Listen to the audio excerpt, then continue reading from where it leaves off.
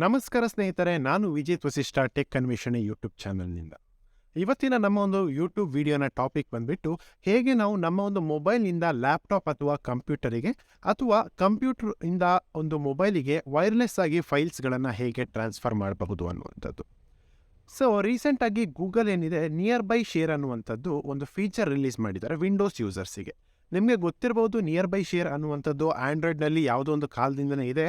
So ಅದರಲ್ಲಿ ಹೇಗೆ ಅಂದರೆ ಈ ಒಂದು ಫೀಚರ್ನಿಂದ ನಾವು ಯಾವುದೇ ಒಂದು ಆ್ಯಪ್ ಸಹಾಯವಿಲ್ಲದೆ ಒಂದು ಮೊಬೈಲ್ನಿಂದ ಮತ್ತೊಂದು ಮೊಬೈಲಿಗೆ ಫೈಲ್ಸ್ಗಳನ್ನು ಟ್ರಾನ್ಸ್ಫರ್ ಮಾಡ್ಬೋದಿತ್ತು. ತುಂಬ ಫಾಸ್ಟಾಗಿ ಟ್ರಾನ್ಸ್ಫರ್ ಆಗುತ್ತೆ.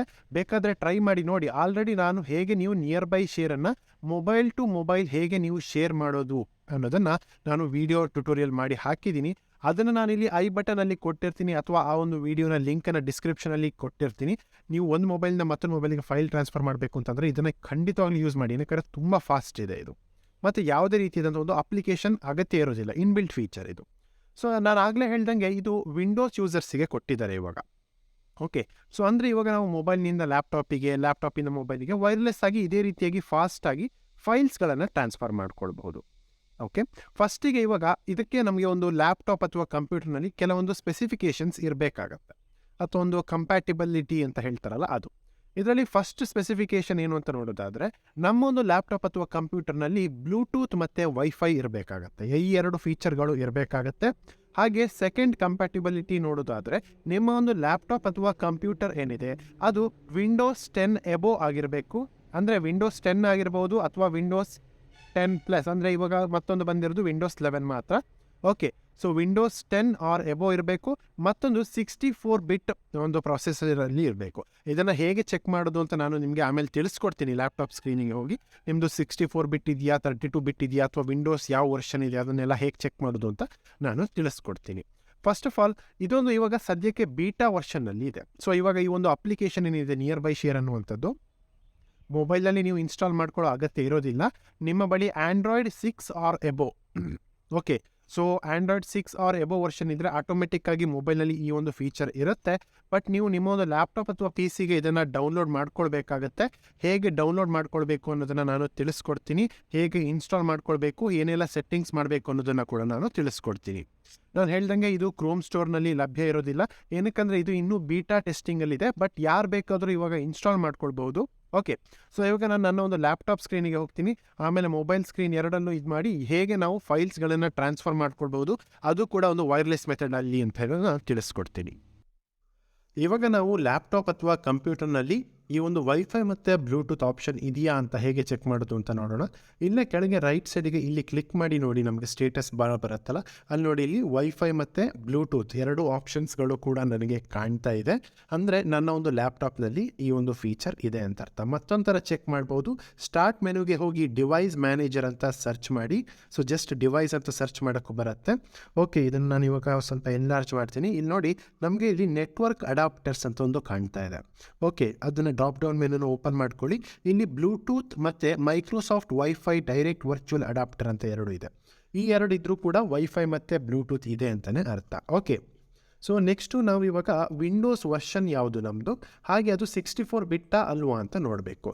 ಜಸ್ಟ್ ನಾವು ಸ್ಟಾರ್ಟ್ ಮೆನು ಮೇಲೆ ರೈಟ್ ಕ್ಲಿಕ್ ಮಾಡಿ ಸೆಟ್ಟಿಂಗ್ಸಿಗೆ ಹೋದರೂ ಆಗುತ್ತೆ. ಓಕೆ, ಇಲ್ಲಿ ನೋಡಿ ನಾನು ಚೆಕ್ ಮಾಡ್ತಾ ಇದ್ದೀನಿ ಸೆಟ್ಟಿಂಗ್ಸ್ ಅಂತ. ಸೊ ಇಲ್ಲಿಗೆ ಹೋದರೂ ಆಗುತ್ತೆ. ಅದಲ್ಲ ಅಂದರೂ ಕೂಡ ನೀವು ಸ್ಟಾರ್ಟ್ ಮೆನುಗೆ ಹೋಗಿ ಸೆಟ್ಟಿಂಗ್ಸ್ ಅಂತ ಸರ್ಚ್ ಮಾಡಬಹುದು. ಇಲ್ಲಿ ಡೈರೆಕ್ಟ್ ಆಪ್ಷನ್ ಕೂಡ ಒಂದಿರುತ್ತೆ. ಇಲ್ಲಾಂದರೆ ಸೆಟ್ಟಿಂಗ್ಸ್ ಅಂತ ಸರ್ಚ್ ಮಾಡಿ ಇಲ್ಲಿ ನೋಡಿ ಬರ್ತಾ ಇದೆ, ಅದೇ ಆಪ್ಷನ್ಸ್ ಬರುತ್ತೆ. ಇಲ್ಲಿ ಕೆಳಗೆ ನಮಗೆ ಒಂದು ಆಪ್ಷನ್ ಬರುತ್ತೆ. ಸೊ ಇಲ್ಲಿ ನೋಡಿ, ಇಲ್ಲಿ ಲಾಸ್ಟ್ ಆಪ್ಷನ್ ಅಬೌಟ್ ಅಂತ ಇದೆ, ರೈಟ್. ಸೊ ನೋಡಿ ಅಲ್ಲಿ ನೆನಪಲ್ಲಿ ಇಟ್ಕೊಳ್ಳಿ. ಲೆಫ್ಟ್ ಸೈಡಿಗೆ ನೋಡಿ, ಅಲ್ಲಿ ಸಿಸ್ಟಮ್ ಅನ್ನೋದ್ರ ಮೇಲೆ ಇದೆ ನೋಡಿ, ಇಲ್ಲಿ ಲೆಫ್ಟ್ ಸೈಡಲ್ಲಿ ಸಿಸ್ಟಮ್, ಅದರಲ್ಲಿ ಸ್ಕ್ರೋಲ್ ಡೌನ್ ಮಾಡೋಕ್ಕೂ ನಮಗೆ ಅಬೌಟ್ ಅಂತ ಕಾಣುತ್ತೆ. ಓಕೆ, ಅಲ್ಲೇ ಸ್ವಲ್ಪ ಸ್ಕ್ರೋಲ್ ಡೌನ್ ಮಾಡಿ ವಿಂಡೋಸ್ ಸ್ಪೆಸಿಫಿಕೇಷನ್ಸ್ ಅಂತ ಇದೆ ನೋಡಿ. ಇಲ್ಲಿ ನಂದು ಬರ್ತಾ ಇದೆ ವಿಂಡೋಸ್ 11. ನಾನು ಆಗಲೇ ಹೇಳ್ದಂಗೆ ನಿಮ್ಮ ಲ್ಯಾಪ್ಟಾಪ್ ಅಥವಾ ಕಂಪ್ಯೂಟರ್ ವಿಂಡೋಸ್ 10 ಆರ್ ಎಬೋದಲ್ಲಿರಬೇಕು. ನಂದು ವಿಂಡೋಸ್ 11 ಇದೆ, ಸೊ ಕಂಪ್ಯಾಟಿಬಲ್.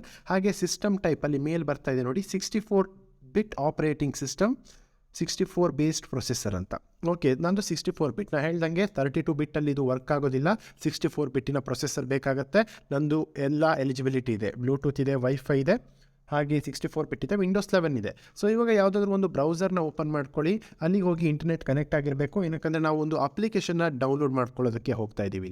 ಇಲ್ಲಿ ನಾವು near by share for Windows ಅಂತ ಸರ್ಚ್ ಮಾಡ್ತೀವಿ. ಫಸ್ಟೇ ನೋಡಿ ಇಲ್ಲಿ ಆಂಡ್ರಾಯ್ಡ್ ಅಂತ ಬರ್ತಾ ಇದೆ, ಅದರಲ್ಲಿ the new near by share beta version ಅಂತ ಬರ್ತಾ ಇದೆ. ಆ ಒಂದು ವೆಬ್ಸೈಟನ್ನು ಓಪನ್ ಮಾಡ್ಕೊಳ್ಳಿ. ಸೊ ಜಸ್ಟ್ ಸ್ವಲ್ಪ ಸ್ಕ್ರೋಲ್ ಡೌನ್ ಮಾಡಿದ್ರೆ ಸಾಕು, ನಮಗೆ ಇಲ್ಲಿ ಗೆಟ್ ಸ್ಟಾರ್ಟೆಡ್ ವಿತ್ ಬೀಟಾ ಅಂತ ಬರ್ತಾ ಇದೆ. ಓಕೆ, ಸೊ ಅದ್ರ ಮೇಲೆ ಕ್ಲಿಕ್ ಮಾಡಬೇಕು. ಆವಾಗ ಒಂದು ಅಪ್ಲಿಕೇಶನ್ ನಮ್ಮ ಒಂದು ಲ್ಯಾಪ್ಟಾಪ್ನಲ್ಲಿ ಡೌನ್ಲೋಡ್ ಆಗುತ್ತೆ. ಜಾಸ್ತಿ MB ಇರೋದಿಲ್ಲ, ಕೇವಲ 1.2 MB ಏನೋ ಇದೆ ಅಷ್ಟೇ ಅದು. ಅದಾದಮೇಲೆ ಇಲ್ಲಿ ನೋಡಿ, ಇಲ್ಲಿ ಓಪನ್ ಅಂತ ಕೊಡಬೇಕು ನಾವು. ಇವಾಗ ಡೌನ್ಲೋಡ್ ಆಗಿರುವಂಥ ಒಂದು ಏನು ಆ್ಯಪ್ ಇದೆ ಅದನ್ನು ಓಪನ್ ಅಂತ ಕೊಡಬೇಕಾಗತ್ತೆ.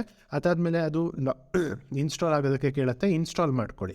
ಇಲ್ಲಿ ನೋಡಿ ಕನೆಕ್ಟಿಂಗ್ ಟು ದ ಇಂಟರ್ನೆಟ್ ಅಂತ ಕೇಳ್ತಾ ಇದೆ. ಇದು ಇನ್ಸ್ಟಾಲ್ ಮಾಡುವಾಗಲೂ ಕೂಡ ನಮ್ಮದು ಇಂಟರ್ನೆಟ್ಟಿಗೆ ಕನೆಕ್ಟ್ ಆಗಿರಬೇಕಾಗತ್ತೆ. ಅದಾದಮೇಲೆ ಏನೋ ಒಂದು ಚಿಕ್ಕ ಫೈಲ್ ಡೌನ್ಲೋಡ್ ಆಗುತ್ತೆ, ಜಾಸ್ತಿ ಏನು ಟೈಮ್ ತೊಗೊಳ್ಳೋದಿಲ್ಲ. ಅದಾದಮೇಲೆ ಇನ್ಸ್ಟಾಲ್ ಆಗುತ್ತೆ ಅಷ್ಟೇ. ಸೊ ಇಲ್ಲಿ ಕ್ಲೋಸ್ ಅಂತ ಕೊಡಿ.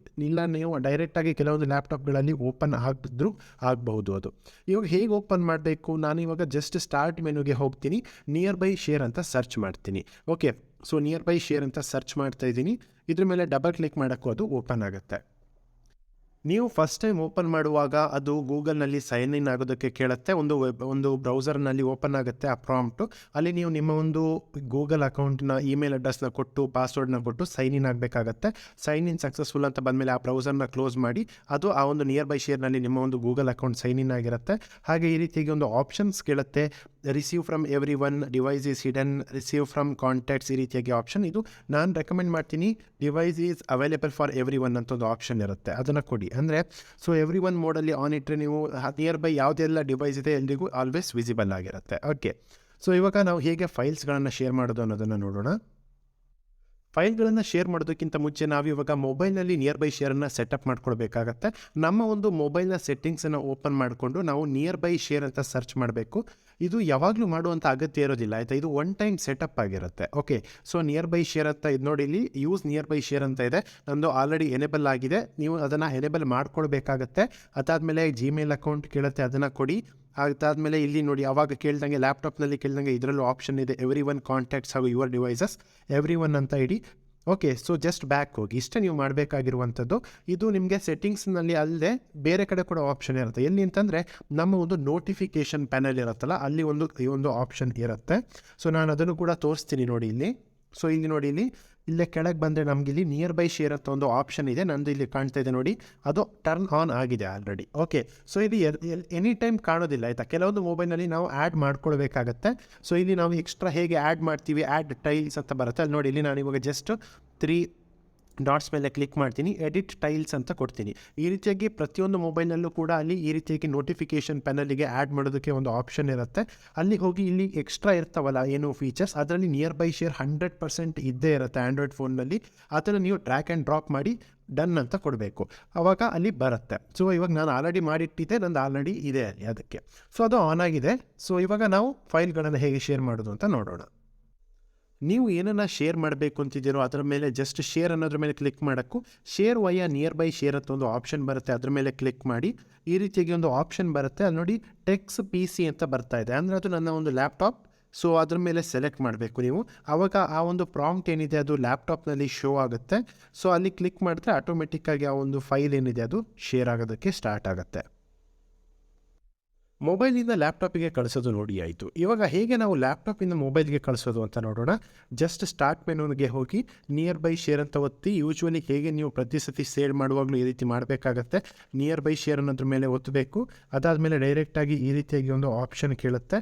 ಇಲ್ಲಿ ರೈಟ್ ಸೈಡಿಗೆ ನೋಡಿ, select files or select folders ಅಂತ ಒಂದು ಆಪ್ಷನ್ ಬರ್ತಾ ಇದೆ. ಸೆಲೆಕ್ಟ್ ಫೈಲ್ಸ್ ಅನ್ನೋದ್ರ ಮೇಲೆ ಕ್ಲಿಕ್ ಮಾಡಿ. ಓಕೆ, ನಾನು ಇಲ್ಲಿ ನೋಡಿ ಜನರಲ್ ಗೈಡ್ಲೈನ್ಸ್ ಅಂತ ಒಂದು ಫೈಲ್ ಇದೆ, PDF ಫೈಲ್, ಅದನ್ನು ಓಪನ್ ಮಾಡ್ತಾ ಇದ್ದೀನಿ. ಅಲ್ಲಿ ನೋಡಿ ಟೆಕ್ಸ್ ಫೋನ್ ಅಂತ ಬರ್ತಾ ಇದೆ ಒಂದು ಆಪ್ಷನ್, ಅದರ ಮೇಲೆ ಕ್ಲಿಕ್ ಮಾಡ್ತೀನಿ. ಓಕೆ, ಇಷ್ಟೇ ನೀವು ಮಾಡಬೇಕಾಗಿರುವಂಥದ್ದು. ಅದು ಡೈರೆಕ್ಟಾಗಿ ಮೊಬೈಲಿಗೆ ಶೇರ್ ಆಗೋದಕ್ಕೆ ಸ್ಟಾರ್ಟ್ ಆಗುತ್ತೆ. ಶೇರ್ ಆಗಿರುವಂಥದ್ದು ಡೌನ್ಲೋಡ್ ಅನ್ನುವಂಥ ಒಂದು ಫೋಲ್ಡರ್ನಲ್ಲಿ ಹೋಗಿ ಕೂತಿರುತ್ತೆ, ಅದು ನೀವು ಅಲ್ಲಿಗೆ ಹೋಗಿ ಅದನ್ನು ಆಕ್ಸೆಸ್ ಮಾಡ್ಕೊಳ್ಬಹುದು. ಆ್ಯಂಡ್ ನಾನು ಅಬ್ಸರ್ವ್ ಮಾಡ್ದಂಗೆ mobile to mobile near by share ಮಾಡೋದು ಸ್ವಲ್ಪ ಜಾಸ್ತಿ ಸ್ಪೀಡ್ ಇರುತ್ತೆ. ಅದಕ್ಕೆ ಕಂಪೇರ್ ಮಾಡಿದ್ರೆ ಇದು ಸ್ವಲ್ಪ ನನಗೆ ಲೆಸ್ ಸ್ಪೀಡ್ ಅಂತ ಅನಿಸ್ತು. ನಾನು ಆ್ಯಕ್ಚುಲಿ ನಿನ್ನೆ ಟ್ರೈ ಮಾಡಿದಾಗ ತುಂಬ ಸ್ಪೀಡಾಗಿ ಆಗಿತ್ತು, ಬಟ್ ಇವಾಗ ವೀಡಿಯೋ ಮಾಡುವಾಗ ಟ್ರೈ ಮಾಡಿದೆ, ಸ್ವಲ್ಪ ಸ್ಲೋ ಆಗಿ ಶೇರ್ ಆಗ್ತಾಯಿತ್ತು. ಹೇಗಿತ್ತು ಇವತ್ತಿನ ವಿಡಿಯೋ ಅನ್ನೋದು ಕಮೆಂಟ್ನಲ್ಲಿ ನನಗೆ ತಿಳಿಸಿ. ಈ ವಿಡಿಯೋನ ಲೈಕ್ ಮಾಡಿ, ನಿಮ್ಮ ಫ್ರೆಂಡ್ಸ್ ಹತ್ರ ಯಾರ್ಯಾರ ಹತ್ರ ಲ್ಯಾಪ್ಟಾಪ್ ಇದೆ ಅಂಥವರಿಗೆ ತುಂಬ ಹೆಲ್ಪ್ ಆಗುತ್ತೆ ಈ ವಿಡಿಯೋನ ಅಂಥವರಿಗೆ ಶೇರ್ ಮಾಡಿ. ನಾನು ಇದೇ ರೀತಿಯ ವಿಡಿಯೋಸ್ ಟೆಕ್ ಅನ್ವೇಷಣೆ ಚಾನಲ್ನಲ್ಲಿ ಹಾಕ್ತಾ ಇರ್ತೀನಿ. ಚಾನಲ್ನ ಸಬ್ಸ್ಕ್ರೈಬ್ ಮಾಡೋದು ಮರಿಬೇಡಿ.